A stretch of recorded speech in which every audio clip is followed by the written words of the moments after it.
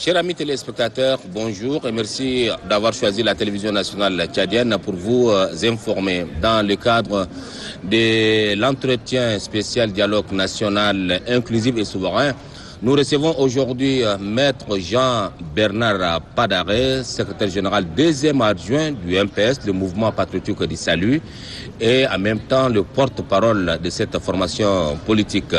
Monsieur Jean-Bernard Padaré, merci d'avoir accepté notre invitation. C'est moi qui vous remercie. Merci. À l'instar d'autres formations politiques, le MPS a pris part activement aux travaux du dialogue national inclusif et souverain.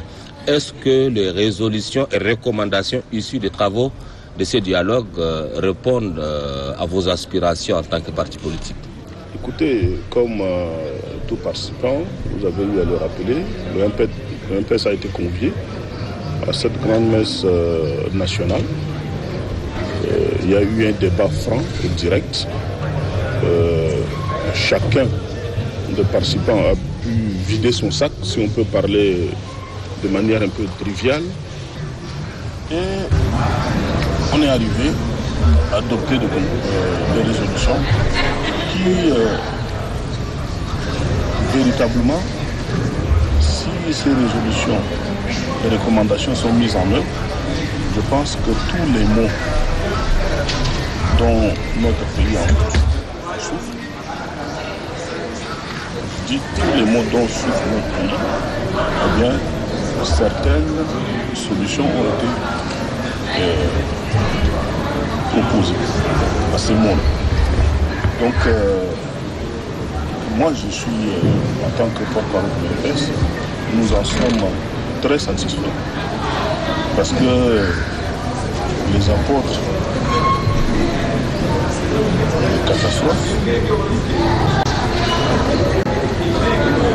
prédisaient que ça allait finir en queue de poisson.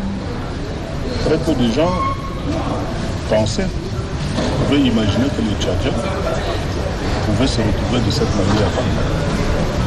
Toute obédience confondue, toute corporation confondue, se retrouver, discuter et arrêter de commun accord les solutions pour la relance, pour la refondation de l'économie. Et donc, le résultat va au-delà de nos espérances. Nous, vous savez, nous, on est modeste. On avait prédit un succès à 40-50%. Je pense qu'on est, je veux dire, le résultat, je pense qu'on est au moins à plus de 70%, sinon 80%. Et donc pour nous, c'est quelque chose de très important. C'est le Tchad qui gagne. C'est le Tchad qui gagne. C'est inédit où il y a des partis qui n'ont jamais pu collaborer quand l'un dit quelque chose, l'autre s'échine à prendre le contre-pied. À l'occasion de ce dialogue, eh bien, on a compris que sur des questions essentielles, pratiquement toute la classe politique regarde dans la même direction. Je vais citer la malgouvernance. La malgouvernance, nous, au MPS, nos militants en sont victimes. C'est pas parce que le MPS a gouverné qu'on doit dire bon ben tout ce que nous avons entrepris était le succès à 100%. Il y a des choses qui ont été, il y a des programmes qui avaient été appliqués, certes, le programme de notre candidat, mais il y a des fois des ministres qui n'étaient pas forcément MPS et qui venaient s'interférer et donc parasiter la mise en œuvre de notre programme. Mais ça aussi, on doit. Donc, selon vous, c'est une responsabilité partagée? Absolument. Bon, si vous voulez, nous, on est responsables. On reconnaît ce qui n'a pas marché, mais en même temps, il faut se dire que beaucoup a été fait. Beaucoup a été fait. Alors, M. Jean-Bernard Padaré, la refondation de l'État a été au centre de toutes les préoccupations des participants à l'issue de ces dialogues. la refondation de l'État, le mot il est trop fort. Alors, vous, en tant que cadre politique et responsable d'un parti et d'un ex-parti au pouvoir, si je peux me permettre, quel est votre rêve de ce Tchad qu'attendent les Tchadiens? Écoutez, bon, puisque c'est le Cotonou qui a retenu le vocable de fondation, c'est comme si le Tchad était détruit, c'est comme si le Tchad n'existait pas et qu'il faut le refonder de nouveau. Non, le Tchad existe, le Tchad il est éternel. Tous les gouvernements, tous les régimes qui se sont succédés ont eu leur côté positif et leur face cachée. Absolument. Le régime de Tomalay en a eu. Le régime du CSM a apporté sa contribution. Il y a aussi eu des insuffisances.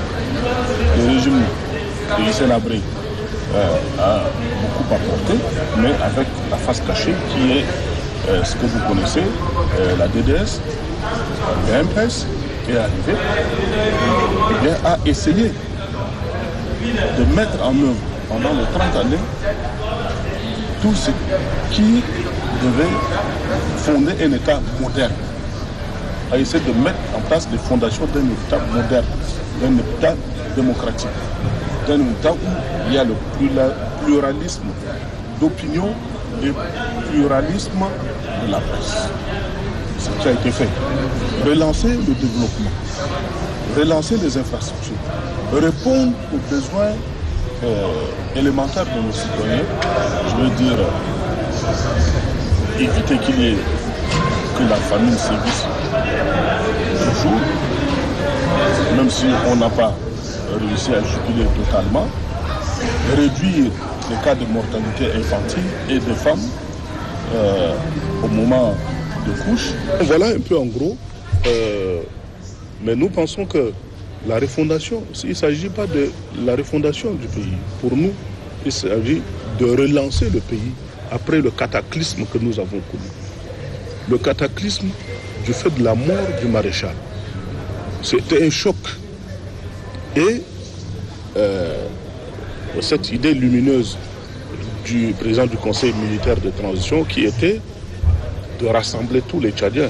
Je rappelle que le maréchal du Tchad, lors de sa campagne, et plus précisément à Mongo, avait fait une déclaration forte que s'il est réélu, eh bien, il va inviter, que ce soit les politico-militaires, tous les Tchadiens qui ont pris les armes, tous les Tchadiens qui sont à l'extérieur, qu'ils viennent au Tchad pour qu'on règle le problème du Tchad entre Tchadiens au Tchad. Et malheureusement, Dieu l'a rappelé, et je pense que le président du Conseil militaire de transition a saisi la balle au rebond et donc a convoqué le DNI, dialogue national, inclusif et souverain. À cette occasion, effectivement, on doit relancer la machine tchadienne. Voilà. C'est ce qu'on a eu à faire. Et, par rapport au pléthore de ces partis politiques qui a été vraiment décrié par bon nombre des participants à l'issue de ces dialogues nationaux inclusifs et souverains. D'aucuns ont souhaité de revoir le nombre de partis politiques et s'il y a lieu de faire que ces partis politiques se regroupent en courant idéologique. Qu'en dites-vous? Moi, je pense qu'on ne va pas obliger les gens à se regrouper. On est une jeune démocratie. C'est normal qu'on laisse tout le monde s'exprimer, qu'on laisse les gens entreprendre, qu'on laisse les gens créer leur parti. La réalité du terrain s'imposera.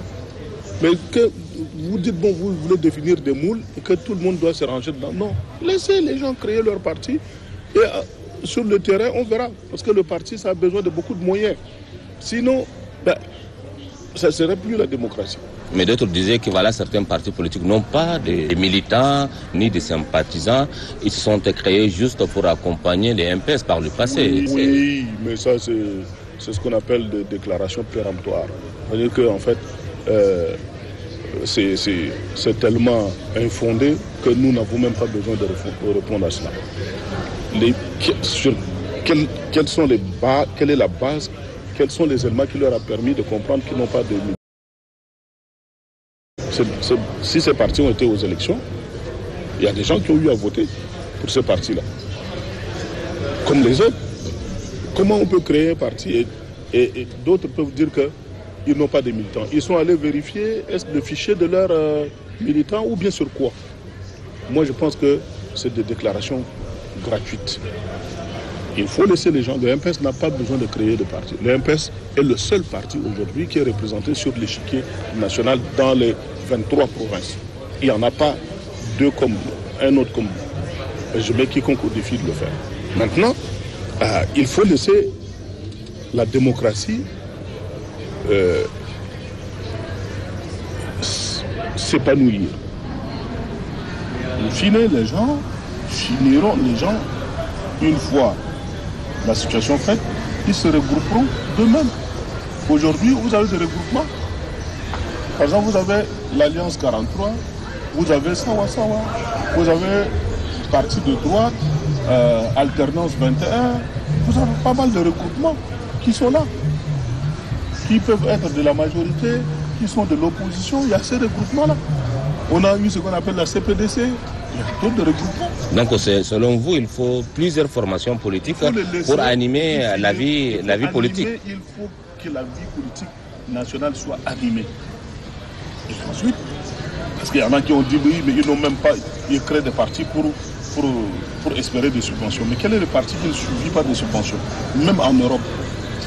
Le modèle qu'on cite souvent, c'est en France. Mais c'est quand vous avez beaucoup de députés à l'Assemblée, eh bien que vous avez beaucoup de subventions de l'État. Ou bien ils ne suivent pas ça. La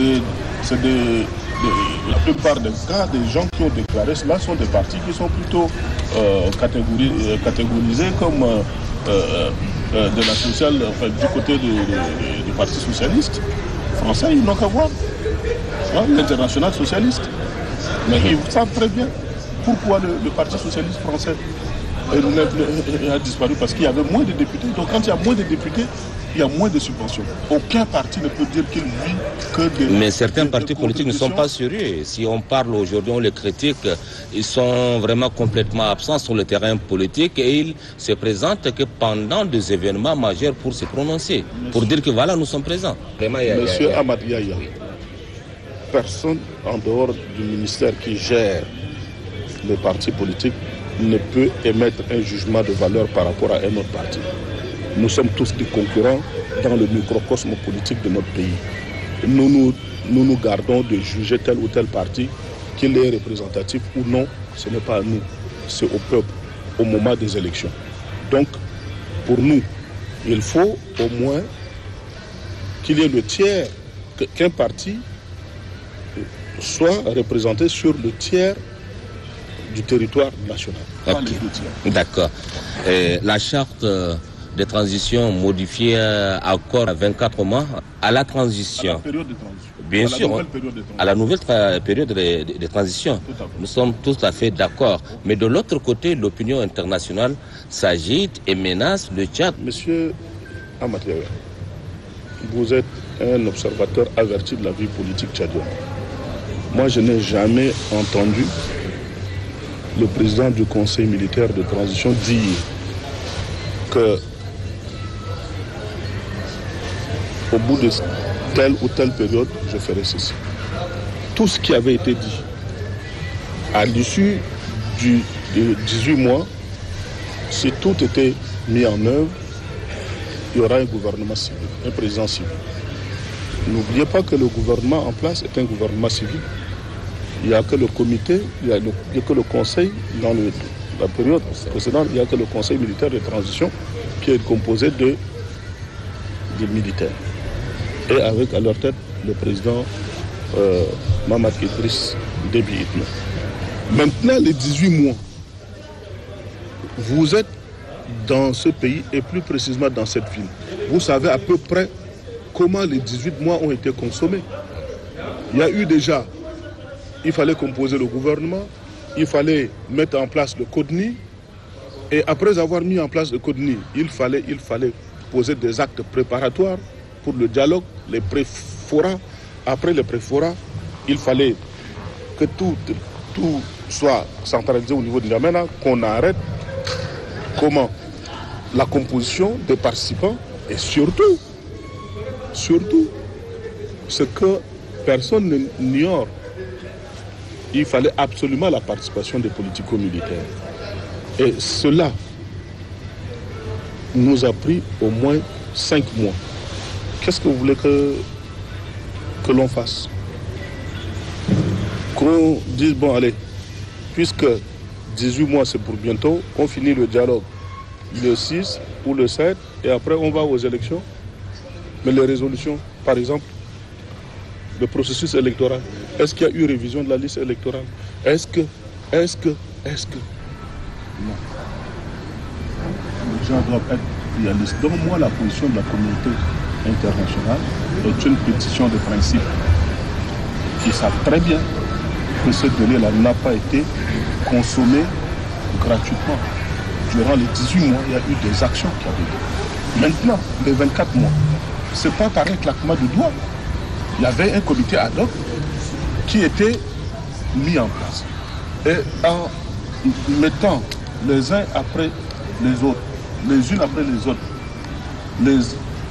surtout les résolutions, les actions à poser pour arriver aux élections, c'est-à-dire au rétablissement de l'ordre constitutionnel, il faut au bas mot 24 mois. Si on est extensif, on devrait aller même à 36 mois. Mais ils ont considéré que si il n'y a pas un cas de force majeure et que les unes juxtaposées aux autres, eh bien ça consommerait 24 mois. C'est pour cela qu'ils ont arrêté cela. Ce n'est pas le Conseil militaire de transition, ce n'est ni tel ou tel parti, c'est tous les participants. Après que la commission ad hoc ait eu à nous présenter les choses qu'on a dit, ok, 24 mois, c'est acceptable. Et on l'a approuvé. Ce n'est pas le Conseil militaire. Alors, Monsieur le ministre, quelques pays africains ont quand même connu une période transitoire, comme le Tchad, je voudrais parler du Mali, le Burkina Faso, la Guinée-Conakry et bien d'autres, le Soudan. Alors, quand comparaison n'est pas raison du tout, mais selon vous, par rapport à cette gestion transitoire des pays que je viens de citer, est-ce que le Tchad s'est démarqué des autres? Sans être nombriliste, je dirais déjà que le cas du Tchad est un modèle. Sans fanfaronner, est un modèle. Quand bien même il n'y a pas commune mesure, il n'y a pas de rapport du tout avec les cas que vous avez cités. Que ce soit au Mali, un gouvernement, un président démocratiquement élu a été renversé. Et ensuite, il y a eu encore un autre coup d'État. Dans un coup d'État. Vous prenez la Guinée-Conakry. Le professeur Alpha Condé était élu. Il était en train d'exécuter son mandat quand les militaires l'ont renversé. Au Burkina, Marc Christian Kaboré, Marc Roch Christian Kaboré a été élu de la manière la plus transparente. Il a été renversé. Ces 3 cas violent les dispositions de l'article 25 de la charte de l'Union africaine sur la démocratie et les élections que vous connaissez. Par conséquent, nous, c'est un événement imprévisible, inattendu, qui s'était produit parce que le chef suprême des armées, face à une agression perpétuée de l'extérieur, et qui était à moins de 200 km de N'Djamena, s'est déplacé sur le terrain et a été mortellement blessé. Et une situation où le président de l'Assemblée, qui devait assumer l'intérim, au regard du péril qui menaçait le pays, la nation, a appelé les militaires à prendre leurs responsabilités. C'est un cas inédit, c'est un cas qui n'était pas prévu par la charte de l'Union africaine, d'où la timidité de la réaction de l'Union africaine. Et d'ailleurs, je rappelle que le Conseil paix et sécurité était venu à séjourner ici pour vérifier si le contexte est le même que les 3 cités. Il se trouvait que le contexte tchadien est inédit, différent, spécifique. C'est pourquoi il n'y a pas eu de sanctions. Alors, on dit, on recommande que le président du Conseil militaire, les acteurs de la transition ne se présentent pas. Ça, c'est leur vœu, leur souhait. Mais le peuple tchadien est souverain, confronté à nos réalités. Les gens veulent quoi? Le chaos? Est-ce que ces gens ont mal géré la transition? Est-ce que parmi les membres du Conseil militaire de transition, il y a un qui s'est prononcé que je serai candidat aujourd'hui? Il n'y en a pas un seul. Donc on leur prête des intentions que peut-être ils n'ont pas. Je dis peut-être qu'ils n'ont pas. Moi je suis Saint Thomas. Je vois avant de croire. Ok. Au niveau du MPS, pensez-vous que ce dialogue a posé les vrais problèmes des Tchadiens? En tout cas, au niveau du MPS, on est heureux. On est heureux de savoir que les Tchadiens se sont retrouvés à l'unisson, ont accordé leur violon pour ensemble solutionner les maux qui minent le développement de notre pays. Nous étions les premiers à admettre nos votes. Les gens se levaient. Il y en a qui disaient qu'est-ce que nous faisons même dans la salle. Il y en a qui disaient si on est là, c'est le MPS. Mais ça, c'est une vision binaire. C'est une conception extrémiste de la chose parce que, heureusement, il y a beaucoup qui disaient que le MPS a beaucoup apporté. Le maréchal du Tchad a beaucoup apporté à ce pays. Mais comme toute œuvre humaine, elle a ses insuffisances. Et c'est ces insuffisances-là qu'ensemble, nous devons corriger. Nous aussi, modestement, nous avons admis. Il y a eu beaucoup de manquements, mais il y a eu aussi beaucoup de succès. Et comme tel, ne regardons plus le passé. Nous connaissons notre bilan, le positif. Même si les gens ne veulent pas reconnaître officiellement, au fond, ils savent. Mais ensemble, comment on va faire pour sortir notre pays de cette impasse? Nous disons, nous, à MPS, on n'est pas partant, par exemple, pour le poste de la primature. Nous ne sommes pas partants. Pourquoi? Parce que ça ne nous intéresse pas. Donc nous voulons participer à la reconstruction du peuple. Alors, dans ce cas, que compte faire le MPS après ce dialogue? Mais le MPS, comme tout parti qui concourt à la victoire, à la conquête du pouvoir, eh bien, va profiter de ce moment-là pour encore raffermir sa base. Pendant que les gens se battent pour aller dans des postes ministériels ou bien pour aller à la primature, nous disons, si on nous appelle pour dire, mais attendez, MPS proposait quelqu'un pour la primature, non. Nous n'en voulons pas. Alors, s'agissant peut-être des élections à venir, peut-on déjà connaître les candidats du MPS? Le moment venu, la Télé-Tchad sera le premier organe de presse à qui on fera la confidence. Votre message à l'endroit du peuple tchadien? Mon message à l'endroit de nos concitoyens, c'est d'abord félicitations. Vous venez de poser un acte majeur à travers vos représentants au dialogue national inclusif. Qu'il y aura toujours des apôtres de la division, des égoïstes, des gens qui voudront opposer le nord au sud, les chrétiens aux musulmans. Mais le Tchad d'abord, avant les autres considérations. Nous sommes condamnés à vivre ensemble. Nous sommes condamnés à périr ensemble. Et donc, nous devons nous serrer le coude pour continuer à faire briller la flamme de notre pays. Maître Jean-Bernard Padaré, merci d'avoir accepté notre invitation. C'est moi qui vous remercie. Voilà, ainsi prend fin l'entretien de la rédaction. Je rappelle à nos téléspectateurs que nous avons reçu Maître Jean-Bernard Padaré, secrétaire général, deuxième adjoint et porte-parole du mouvement patriotique du salut MPS. Je vous remercie et restez de notre. Au revoir.